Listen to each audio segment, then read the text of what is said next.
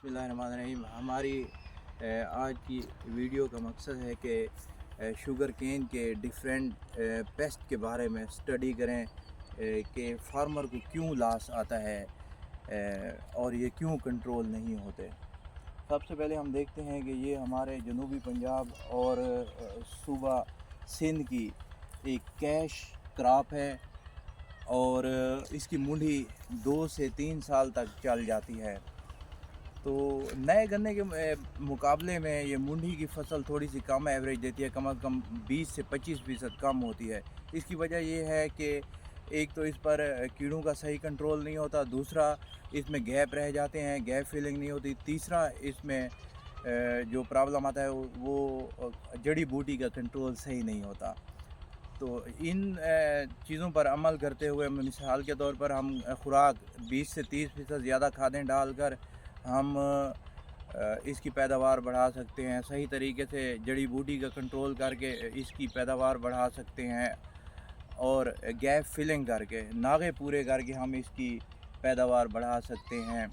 अब इसमें different insect pest हमला करते हैं। सबसे पहले हम स्टडी कर रहे हैं ब्लैक बग को। ब्लैक बग एक काले रंग का कीड़ा होता है। इसका हमला दूर से नज़र आ रहा होता है शुगर केन के फील्ड में। ये स्टेम से, तने से सेल सैप को सक करता है, रस चूसता है और बाज़ औक़ात तना पीला हो जाता है, बाज़ औक़ात पूरा का पूरा पौधा पीला हो जाता है, बाज़ औक़ात टुकड़ों टुकड़ों में पूरे फील्ड में ये पीले हो जाते हैं। तो इसके लिए अब हमने करना क्या है? इसके लिए एक सस्ती सी दवाई है लेमडा इसको कंट्रोल करती है। बाज़ दोस्त लेमडा के साथ फेप्रोनिल 80 WS वाला भी मिलाकर इसे कंट्रोल करते हैं। अब फेप्रोनिल मिलाने से इसका फ़ायदा क्या हो जाता है कि जो स्टेम बोरर है वो कंट्रोल हो जाता है। अगर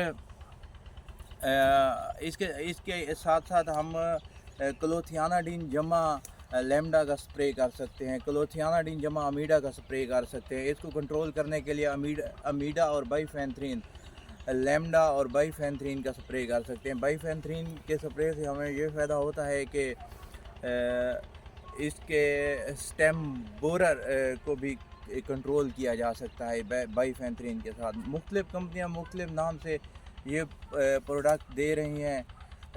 अब हम देखते हैं कि बाज़ औक़ात किसान स्प्रे करता है और उसका रिज़ल्ट नहीं आता। उसकी क्या वजह होती है? उसकी वजह ये है कि किसान जो जेट नोज़ल इस्तेमाल करता है वो सही नहीं होता। मिसाल के तौर पर ये फोग वाला नोज़ल इस्तेमाल करते हैं।